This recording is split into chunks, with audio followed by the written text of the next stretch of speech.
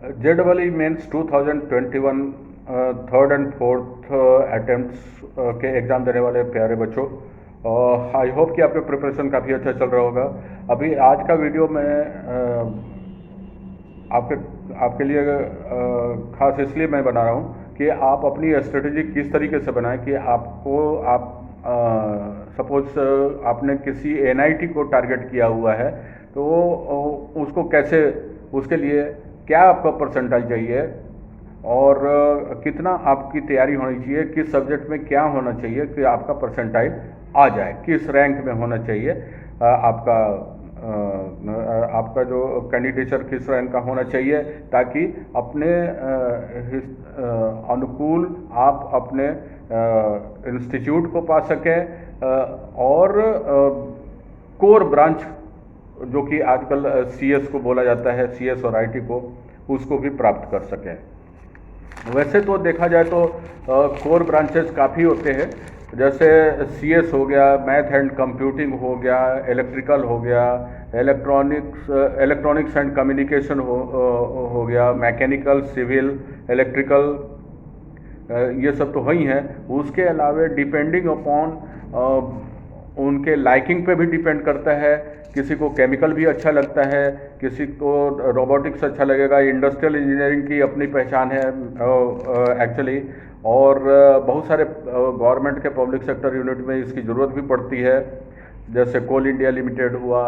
वगैरह वगैरह। कोल India limited में माइनिंग की भी ज़रूरत पड़ती है, तो इनफैक्ट पेट्रोलियम इंजीनियर्स का ONGC में ज़रूरत पड़ेगा, या बहुत सारे पेट्रोलियम से रिलेटेड जो कंपनियां हैं वहाँ ज़रूरत पड़ेगी, जैसे कि रिलायंस है, SR है वगैरह वगैरह, इंडियन ऑयल है वगैरह वगैरह, वहाँ पे पेट्रोलियम की ज़रूरत पड़ेगी, गेल में ज़रूरत पड़ेगी। उसी तरीके से बहुत से लोगों को ऑटोमोबाइल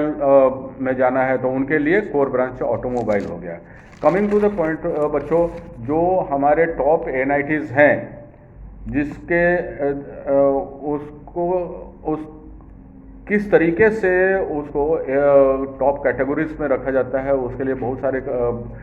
क्राइटेरियाज होते हैं, जिसमें ये भी होता है कि कौन से इंस्टीट्यूट से ज़्यादा एलुमनी निकले हुए हैं और अच्छे ओहदे पे हैं, CEO वगैरह हैं, या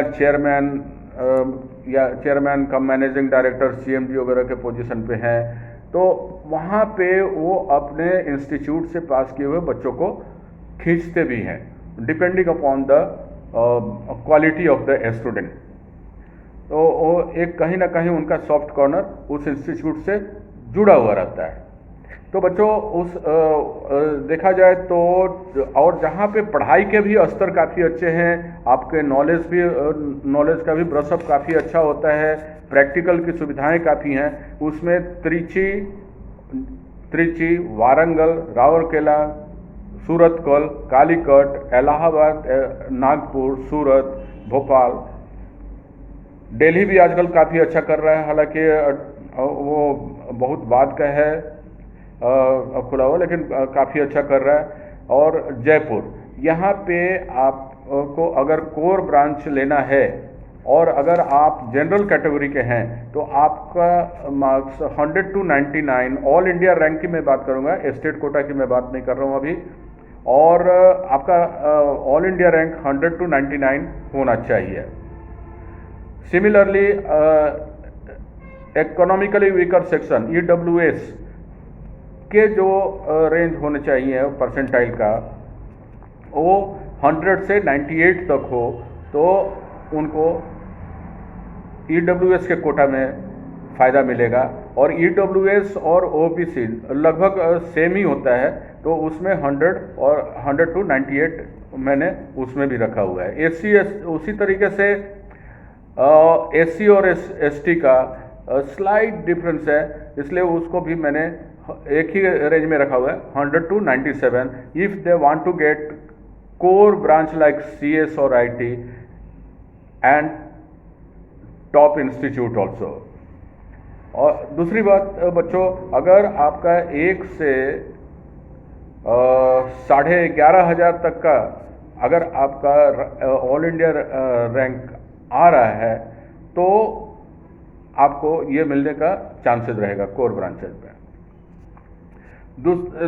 दूसरा श्रेणी जो मैंने NITs का दिया हुआ है वो मिडिल लेवल के जो NITs हैं,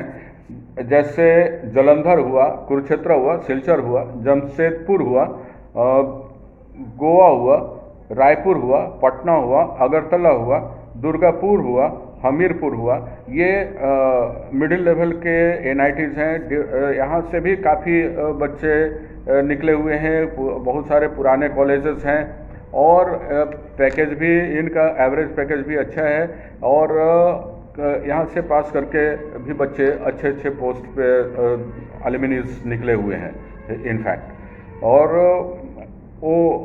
यहाँ से जो बच्चे पास करेंगे उनको वो भी अगर कहीं ना कहीं सॉफ्ट कॉर्नर होने की वजह से वो अलुमिनीज उनको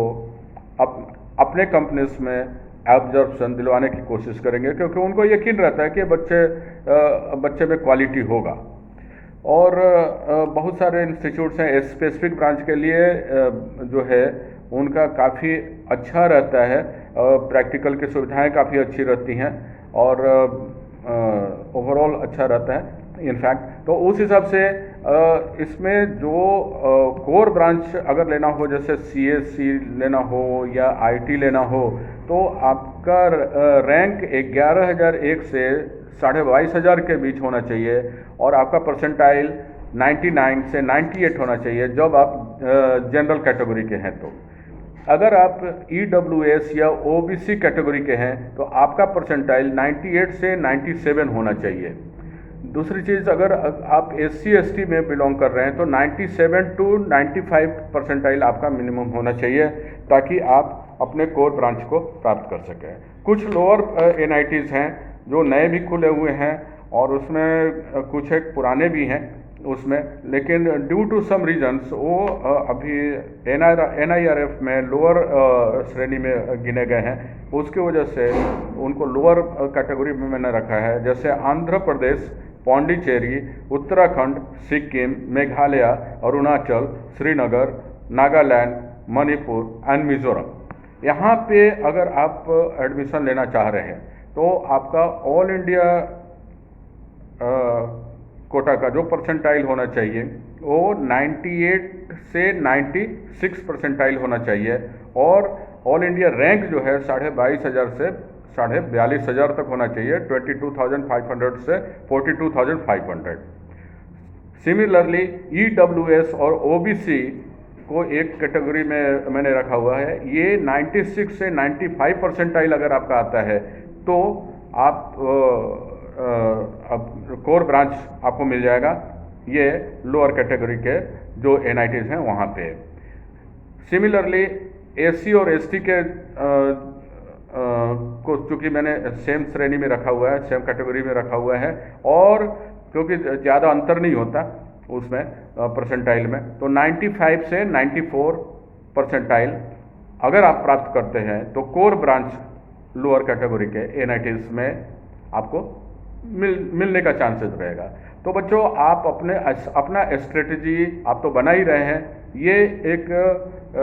इस तरीके से भी आप स्ट्रेटजी बनाएं कि कौन सा NIT आपके लिए उपयुक्त रहेगा आपके प्रिपरेशन के हिसाब से, और आगे जो आप प्रिपरेशन करने वाले हैं बचे हुए टाइम में 3rd और 4th अटेम्प्ट के, तो उस हिसाब से आप प्लान करें, अपना स्ट्रेटजी फॉर्मुलेट करें और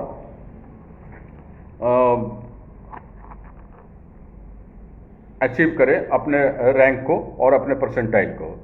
और बच्चों, ये